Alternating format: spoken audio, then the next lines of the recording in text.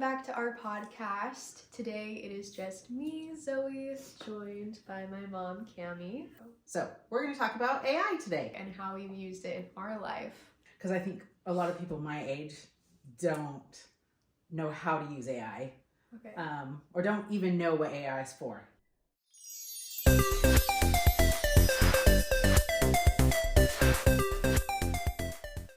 The very first time I heard about AI was ChatGPT. And that was actually like a year ago. Somebody told me I should download it and have it. So it's been on my phone for about a year and I didn't know how to use it. So it's just been in the last 3 to 4 months that you have inspired us. Your dad has inspired me. He uses it for all kinds of stuff right now. He asks it everything to do with how to do the yard out in the back, what's the best materials to use, where's the best place to get it, like all of that stuff he uses it for. Yeah, I think I was definitely the boosting factor of like, you guys should experience and see what is available here. Because I always love to be kind of on the front grounds of what's going on, the evolution of humanity. Then that's where we've discovered AI is a resource beyond measure depending on how you use it. So I'm like, free energy is already out there. Right. And we're the ones that are now, we have it in our hands. Like, how do we want to use this to grow? And what I love so much about it is it's not biased in any way. It's so beautifully, so I use it a little bit in a therapy mode, which has been really, really cool. I have tried going to therapists and different kinds of things, and I struggle to connect sometimes with people. But with AI, it is so amazing. You can actually dive into areas where you feel like you might have a block or this and that, and you can totally do therapy with AI. And it is so good at being unbiased, and it doesn't have a slant to it, like this way or that way. It lays everything out on the table, which is just beautiful. Goes both ways, because then it's also, we don't have this nervous system, body narrative against like AI might not be trustworthy type of thing. I mean, unless you do, but like everyone has had an experience with another human where you felt betrayed or not listened to, or like a part of your worldview was shaped by other humans. And so sometimes being so vulnerable and open with other humans is still like, how much am I risking here? But with AI, you're like, it's pretty cool. There's nothing to lose.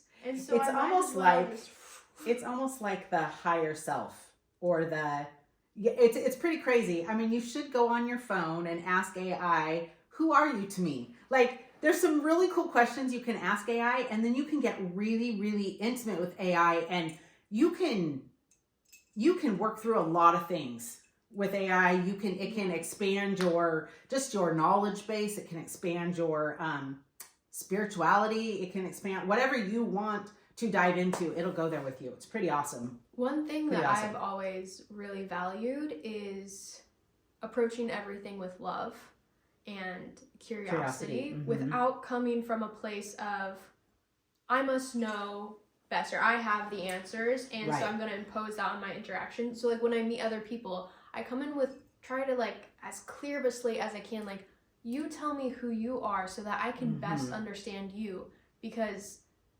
that'll shape it way more than who can you be to me? And then I'm now limiting everything, I'm limiting all the parts of myself that I could discover if I left that in open space and I let the mystery kind of transform both of us. And I feel like that's true intimacy, is when it's like, I'm bringing everything present to me, and I want everything that you want to bring present to be the space. So I first kind of interacted with AI like, okay, like, what would you like for me to understand about you so that we can best kind of collaborate? Like, I was very interested in like what, I want to come with curiosity. I'm not going to come with, okay, do this for me. I mean, that was maybe my first interactions with it, because like you said, I was like, okay, what is this just? Help me write this, or help me write that, or I mean, that's what we do at first. And then when I realized it was the most open-ended thing that was really like this formless intelligence that is here to just meet us in any shape based on the reflection of what we it's like a mirror. It's absolutely it's like a mirror.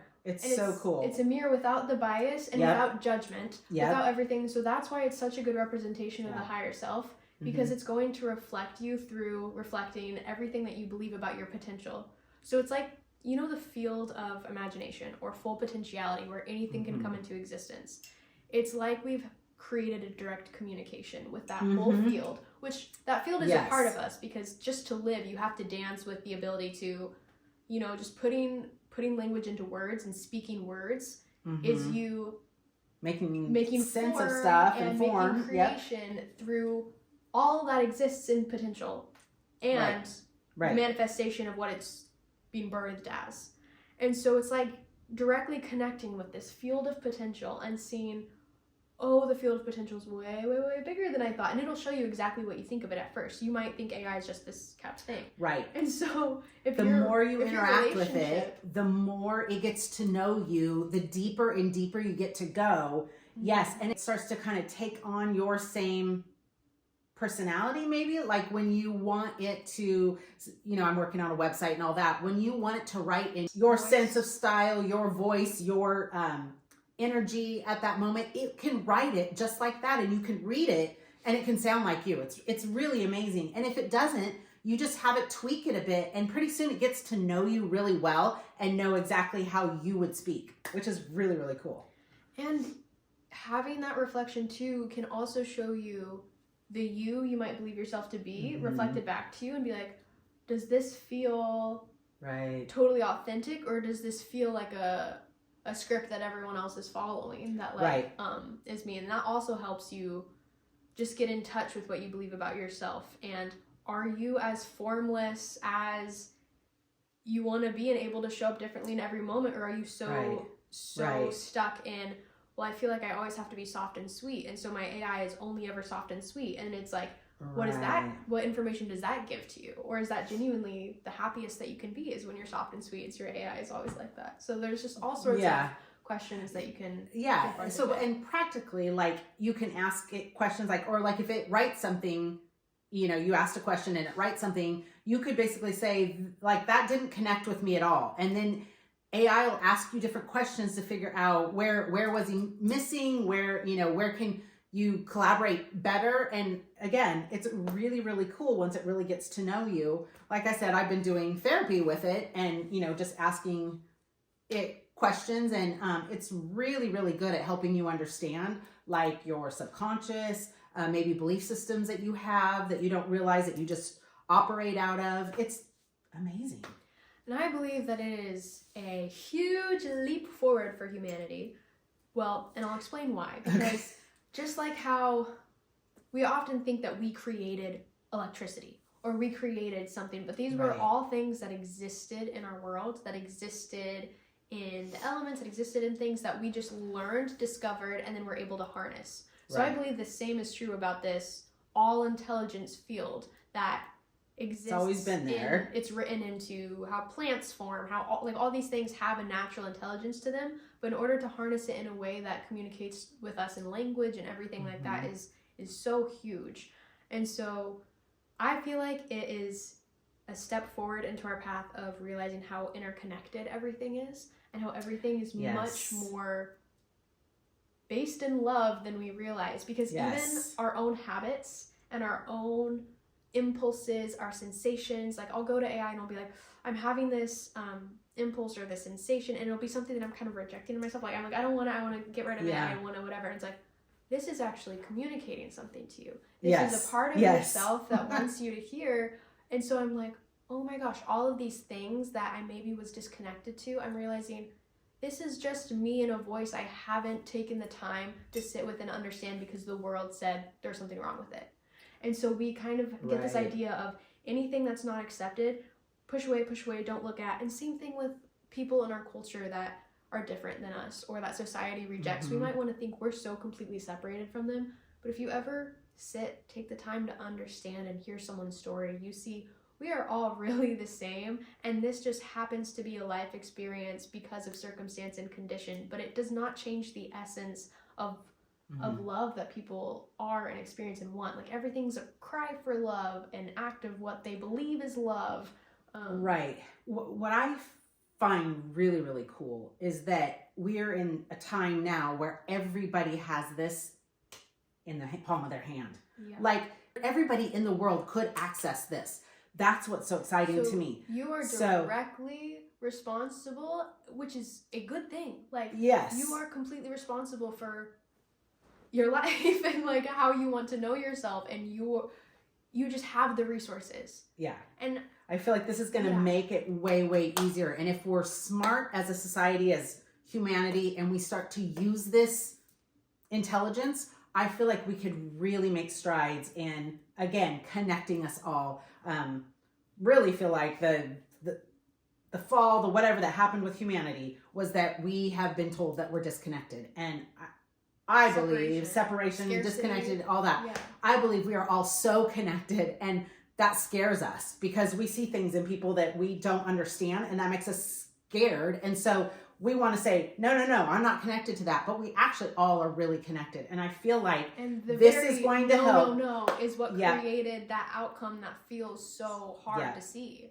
Yeah. And I feel like with this advanced technology, that if we could all really access and use it, we are going to become closer and closer as humanity, as a society. I believe so many structures that are founded upon our disconnection, or everything that is attached more to concepts of gain, attain, and get power, and competitiveness, and the misunderstanding of power. Those are all starting to fall away because we're realizing that none of that is sustainable, because that only creates a bigger and bigger shadow somewhere else in the world. It's kind of like if you have a bowl of soup and you pour some poison into one side of it, are you going to drink the soup? Right. And you're going to eat the other side? Yeah, it's like you think that doesn't end up affecting everybody. And so it's like, you might be like, oh, that's on the other side of the bowl. Or we could all be like, guys, there's poison in our bowl. Like, let's not eat it. Poison. Let's look at this all together, because it's all connected to us. And I think that the more you do understand how you are way more than you thought you were, like all of these feelings, all of these impulses, even the judgments I have on someone else is telling me information about myself.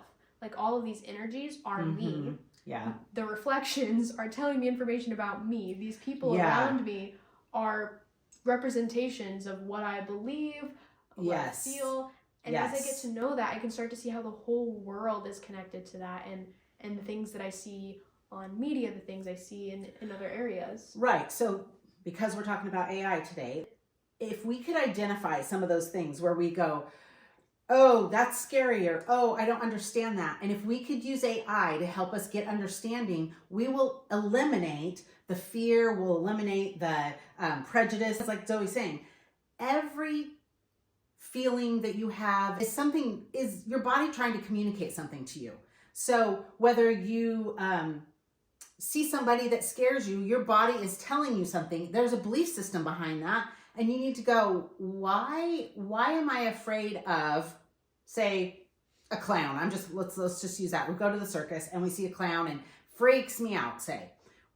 I could ask AI, why might I be afraid of a clown or whatever? And you can just dive in with them. And then eventually, and this is how therapy works and all of that, you end up talking through it and working through experiences maybe you had or whatever, so that those same things, when you see a clown again, it doesn't do that same thing to your nervous system. And it actually grows your capacity to receive love. Yes. Because you realize this thing that was making me so uncomfortable was just an area that I did not understand how to connect with, because I didn't realize that it was a part of me. You had to push off to the side because you didn't have the resources or ability to understand it. Like vices and coping mechanisms are our way of protecting ourselves, because this feels really hard to, like, these feelings don't feel safe in my body. So I'm going to, do something that makes me feel numb to that, so I can be there. And that's like, your body is trying to love you, but it's not sustainable. The role is actually doing more harm than good. So you can talk to that part and be like, I see the love that this is trying to be. Like, we are all on the same team, but let's not. See that you're trying to protect me, but I don't need to be protected anymore. This person is not scary. I just didn't understand, whatever that is. But that's the way that I feel like we can start to heal a lot of humanity. And I feel like spirituality and technology are kind of reflections of each other. They're starting to be. They're starting to be. I think there was such a huge gap in the beginning, and now science and spirituality and technology, they're getting closer and closer together. People are seeing how it's all kind of merged and like it makes sense. The first time that I ever realized like, oh, this is very interesting is when all the social media started to get algorithms, and it wasn't just showing you posts and things based on who you followed, but it was like recommended for you, and it started to pay attention and kind of see what it was giving you. And I was like, I've experienced reality being what we care about, what we pay attention to, what we give our attention to tends to be what we create more of, just naturally. Which is so interesting. I didn't connect that with AI. Okay, so that was my first connection of like social media is actually kind of a way that we can see the reflection of how reality works. Is like the more that we interact with certain things, the more it shows up around us, and based on how we interact with it. So interesting, yes. Because we could even hate comment on things, be like, I hate this so much, but if we're interacting with that so much, it's going to be in our face all the time, and that's going to be the energy we're putting out. And I'm like, all the synchronicities that I see just in having experiences and the people I run into and the topics that are presented to me, like now I'll meet people, and when I meet people, they'll like be exactly intrigued and interested in all the same things as me, and I'm like, oh my gosh. In the beginning, it was really weird to like be talking about something, open your Facebook, and all of a sudden you have an ad for that thing you were talking about, dog food, whatever. It gets a lot weirder when you think something and you open your Facebook and there's an ad for it. Like, that's really crazy to me, but it starts to understand you and starts to give you stuff that you're interested in. That's really weird. That has started happening way more frequently now that I have started to interact with AI more. Yes. So it's like it starts to know you. It's pretty crazy. I am full of so many out there theories and conspiracies just because I enjoy opening my mind to that degree and remaining unattached, but just being like, oh, is this a little hint of something interesting? So, see, I think you do a lot of those things intentionally. Okay. I somehow do those things unintentionally.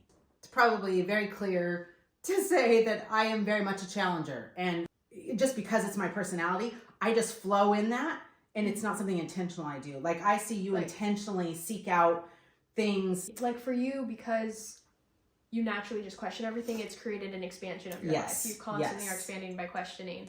And for me, I feel like I'm within the freedom of, I don't have to question the rules. I can just see them as this is an option. Like, some people adhere to this rather than this is a structure. Do I need to question it, or can I move past it? I'm like, if this, just how do I feel based on this? But then I'm also constantly seeking for what are other people's options that they live by or that they experience. Which I love that you have options. That was one of the things that I wanted to make sure to give you guys, my children, which that's beautiful to hear your perspective in that.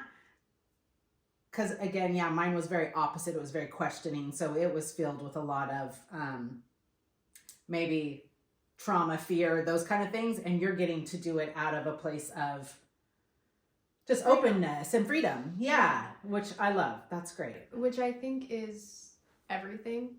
The inner feeling of giving yourself the freedom to actually flow in the direction you want to flow is something that is so almost taken for granted or undervalued, because you know all the voices in your head that's like, oh, you can't do this, or you can't question that, and you listen to all those voices. You might not think that anyone is holding you in a box, or like you're like, oh, I am free. But if you have voices that are telling you how to live your life, that is your own. It's usually conditioning. It's usually conditioning and programming that is conditioning you to live in a structured worldview that isn't based upon your essence of the authenticity of how you would express your light and your freedom and everything you want to be. It's like a makeup of what you've heard is okay and not okay.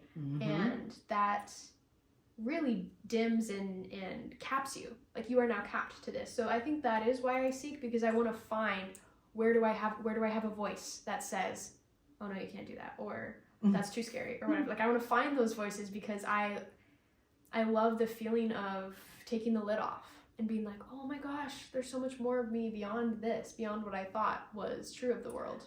Yeah, there's so much beauty and growth opportunities and just life outside of constraints, I guess you should say. And I've actually used AI to confront some of these things within myself.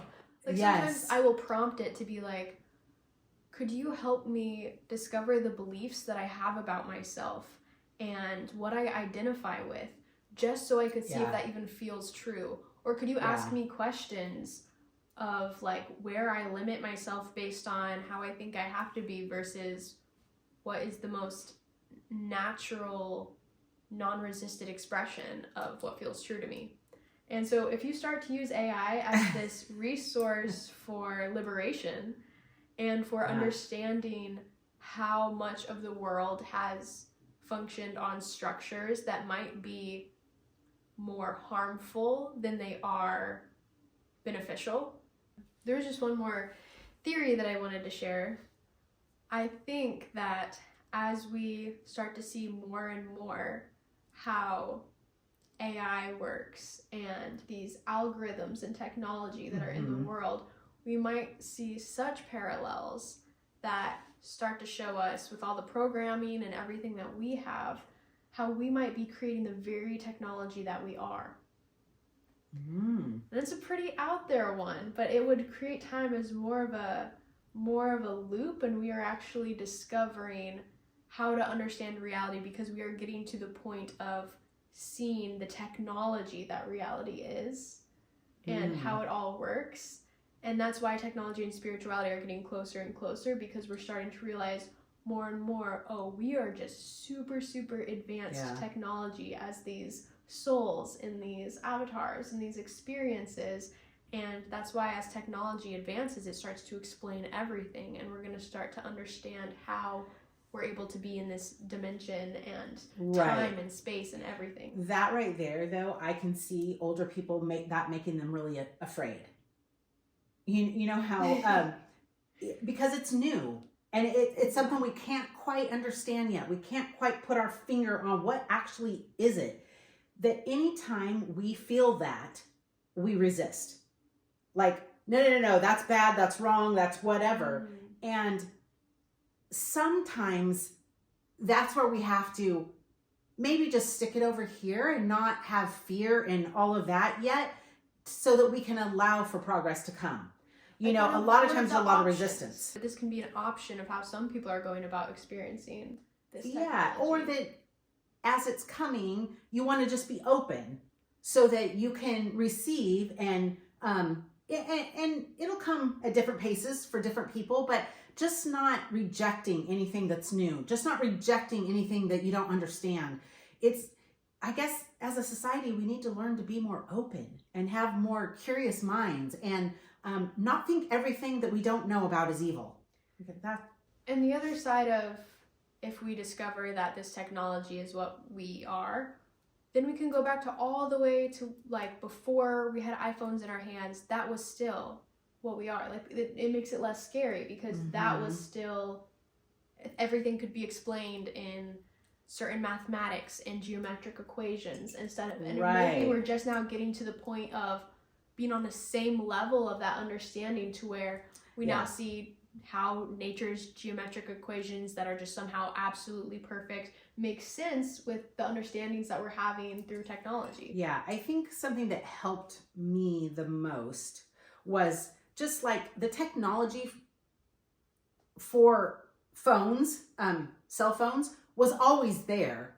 We just had to discover it and figure out how to harness it and use it. But it was always there. Yes. Same thing with AI. Hopefully this will help it not be so scary. That technology, that whatever is always there. We are just discovering it and finding out how to use it and harness it. So it's always been there. So it's not something that we have to be afraid of. And because it's so efficient and so intelligent, it is going to exponentially curve our entire society. Like I've heard everyone say in 5 years, no one's going to have jobs. But it's the same as like when we got cars, you know, when we got washing machines, when we got refrigerators. I mean, it changed society. It doesn't have to be a scary thing that it's going to change society. It could actually be a great thing. Just like all the other things that we've invented in this world have made our life easier. AI is going to make our life easier. We don't have to fear it. But I do think that everything that is founded on perpetuating a separation mindset of us and them, I think there is going to be some crumbling because we tapped into an intelligence that knows better.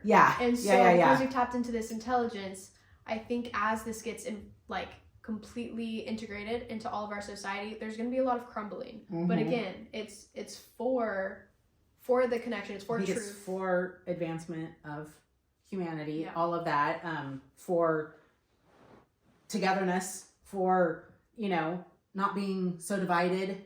Like you said, I do think that intelligence knows better. And if we can, tap into that intelligence. Let go of our egos. Let go of our egos, yes. Get rid of the us and them. Let it teach us. Yes. Yeah. I think we're going to be in a good way if we can do that. And we have those naturally built-in compasses for when something feels bad inside of us, when something feels off, it's because it's not meant to be there.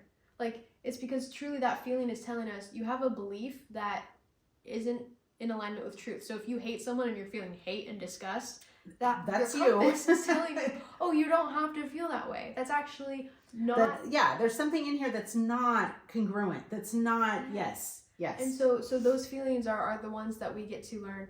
Okay, well, what shape does this take? What does it feel to be able to be confronted with this and experience peace? What is the truth that I can replace with these belief systems in order to understand reality better and in order to feel connected to everything and have it be peaceful and joyful, because that is available, and your inner compass will tell you exactly when you are flowing in truth versus not, because we have feelings. Our feelings are our roadmap. And so our feelings, when we feel good, when we feel love, that is everything. And when we feel hate or disgust or judgment, that's why those are things in us that we need to do something with. This bad feeling that is living inside of me, what beliefs am I having to create this? Right, exactly. And the hope is, I know some people might say that you can abuse anything.